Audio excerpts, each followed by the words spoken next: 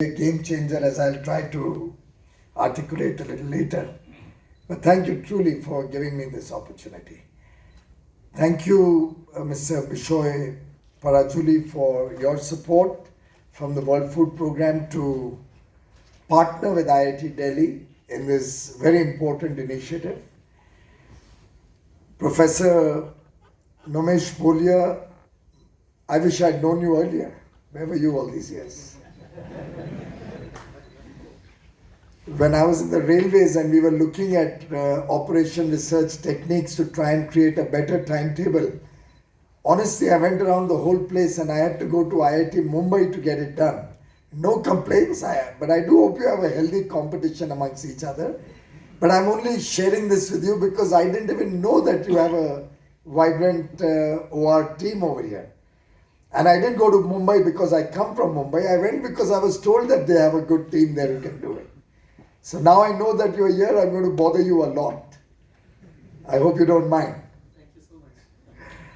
Professor Sunil Jha, it's so appropriate that both you and Professor Bolia are working together because industrial automation truly with AI and all of these new technologies can help us transform our public delivery systems. And I hope this lab, which we have started today, will be the harbinger of what Prime Minister Modi yesterday has articulated as the big vision of India, a developed nation. And I'm so happy that we've started in this project today itself, because this is the kind of initiatives which will help make India a developed nation. So my heartiest compliments and congratulations to you, your other colleagues, and to all the students of IIT Delhi on this very, very path-breaking initiative that you have given me an opportunity to learn about this morning. In fact, when Prime Minister Modi yesterday addressed the nation, and I must compliment and congratulate all of you for the 75th year of independence. We've completed 75 brilliant years, Azadi Ka Amrit Mahotsav. And I'm told IIT has also celebrated with great pomp and splendor yesterday. I wish I had known. I would have rather come in my jeans yesterday and participated with the students when you had them all with the tricolor celebrating Azadi Ka Amrit Mahotsav. But in his speech yesterday, he highlighted two things that I hope each one of you will take in as our mantras in this generation. One, in the five pran, the panch pran that he spoke about, the 5 commitments in some form. He broadly articulated the making of a developed nation, not a developing nation anymore. We want to be a developed, a prosperous nation as the first pran that we should all imbibe in ourselves. And what better way than to launch the Public Systems Lab on the very first day as we enter into Amrit Kal, the next 25 years, which are going to be the defining journey of India towards a developed nation.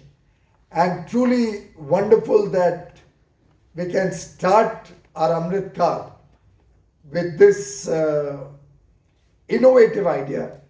And I have the privilege of visiting probably one of the country's finest institutions, which makes all of us Indians proud. I mean, the kind of alumni that you have, the kind of teaching and studying that goes on in the IIT, and the wonderful research that comes out of IIT Delhi makes every Indian proud when we see your alumni take up big positions both in India and across the world.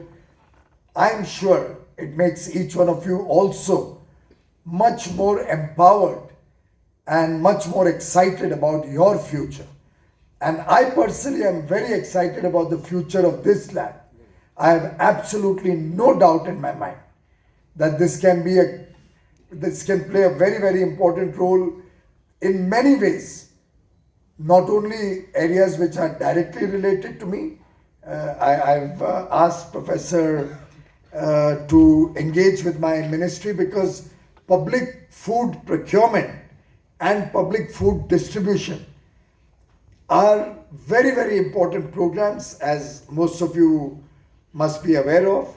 The government gives out under the National Food Security Program free food grain or very, very concessional food grains, rice at 3 rupees, wheat at 2 rupees, across the country to 80 crore brothers and sisters from the less privileged sections of society, the poor, the lower middle class, many of whom would be otherwise stressed for their daily needs of food grains, are supported through this initiative.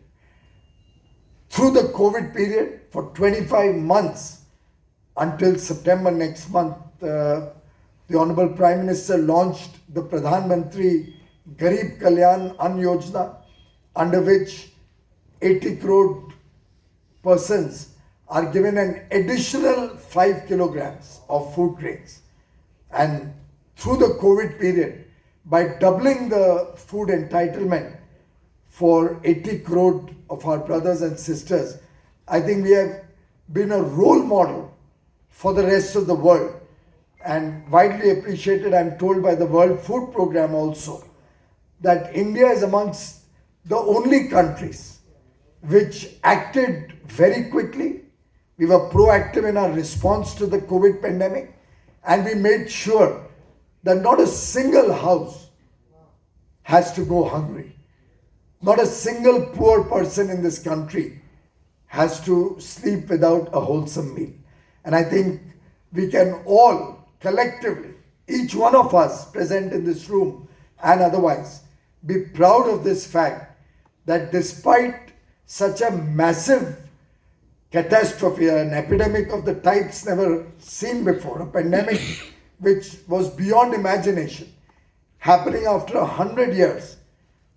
And if you do a little bit of research, you will find some data points seem to suggest that at the Spanish flu, while the Spanish flu came about 100 years ago, or actually exactly 100 years ago, more people died due to hunger than due to the Spanish flu. But India can be satisfied that despite such a huge calamity, we were able to ensure that the fires were running, every home was able to have adequate stock of food grains. And this is clearly the collective effort of the whole country that helped us achieve this milestone. And we were able to do it because we had a very robust public distribution system across the country through the One Nation, One Ration card, for which the Prime Minister had been working for quite some time. Very often people don't realize the significance of many of the initiatives that have taken place. But can you imagine India which had not embarked on a Swachh Bharat mission in 2014? Can you imagine an India which had not embarked on a Digital India mission in 2015? Can you imagine how difficult it would have been to overcome COVID if we didn't have electricity in every village, every home across the length and breadth of the country? And there were millions of our brothers and sisters, young boys and girls, crores of families who did not have electricity until 2014, nearly 67 years after independence. One of the first initiatives the Prime Minister took up was A, take electricity to the remotest parts of the country, be it in dense jungles or atop mountain ranges.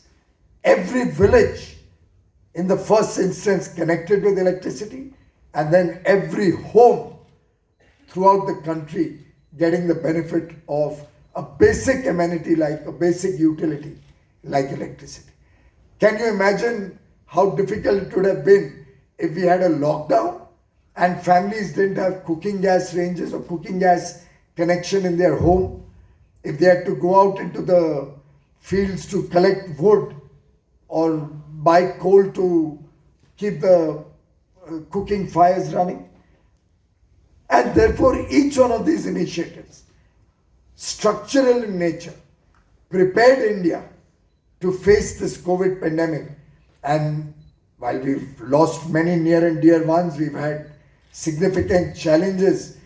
I recall the words of President APJ Abdul Kalam, who had said, and I quote, "Knowledge with action converts adversity into prosperity."